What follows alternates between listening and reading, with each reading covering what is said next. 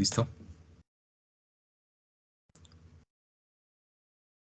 Ok, muy buenas a todos mis compañeros. A continuación se va a hacer la exposición acerca del triángulo de velocidades. El grupo está conformado por Andrés Felipe Torres Colmenares, Anderson Steven Gómez Daza, Daniel Alejandro Martínez Riveros, Daniel Santiago Tinjacá y Juan Pablo Manrique Rivero.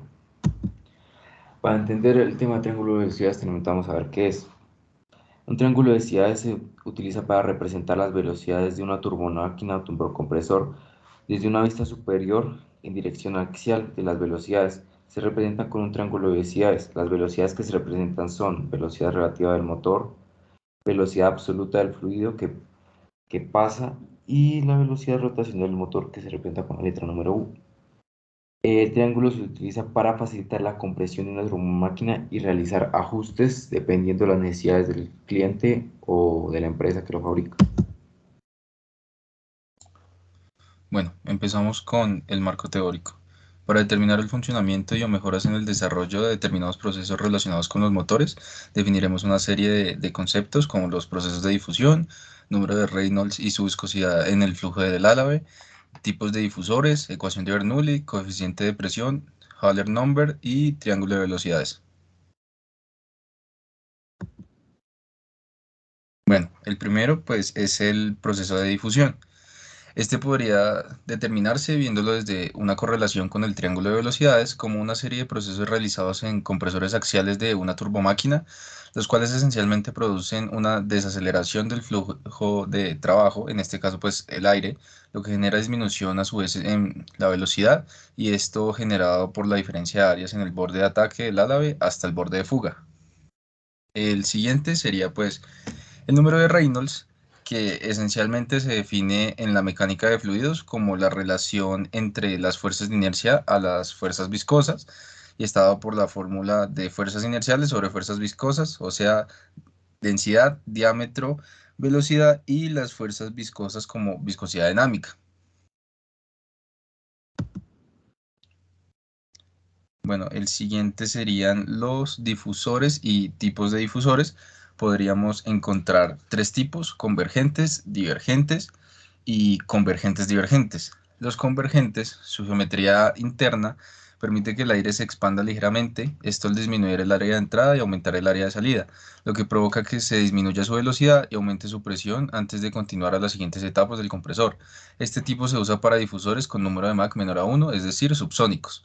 Los divergentes, pues a diferencia de los anteriores, en estos sí están diseñados para flujos supersónicos o con un número de Mach mayor a 1. Su geometría interna es la contraparte de la geometría de los difusores convergentes, sabiendo que en esta el área de entrada es la que aumenta y la de salida es la que disminuye.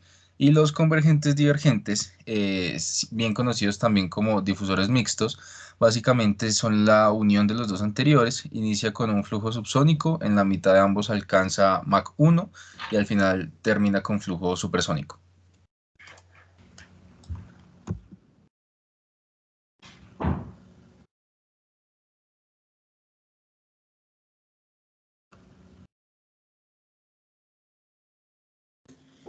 Muy bien, los demás conceptos que vamos a utilizar son el coeficiente de presión y el Hollow number.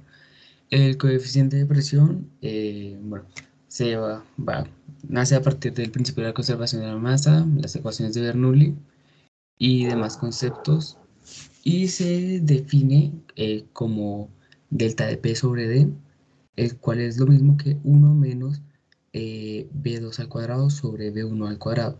Este mismo dato, B2 sobre B1, es lo que se conoce como el Hall number, que es la representación de energía cinética en forma de presión, y en otras palabras, una transformación paulatina de energía cinética a energía potencial expresada en función de la velocidad.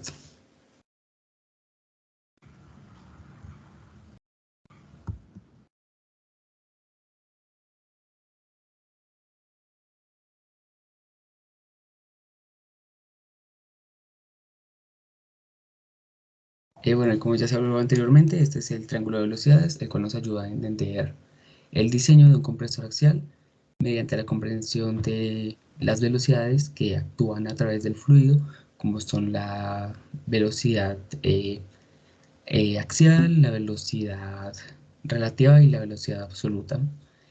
Y ya, ciencia positiva. Antes de continuar, en el triángulo de velocidades también podremos saber que de manera vectorial se puede encontrar otro tipo de variables fundamentales para entender de mejor manera el comportamiento del fluido de trabajo en el compresor. Siguiente. Listo, desarrollo de ingeniería. Como tal, sabemos que una de las partes principales de nuestros motores son los compresores, los cuales se encuentran en la cámara de combustión y tal como lo indica su nombre, se encargan de comprimir un flujo. Además de esto, los compresores se componen de una parte rotor conectado mediante un eje a la turbina y un estator, la parte inmóvil. Ambas partes de la turbina cumplen su trabajo gracias a los álabes, los cuales realizan un proceso de difusión, el cual en términos sencillos convierte la energía cinética del aire en un aumento de presión.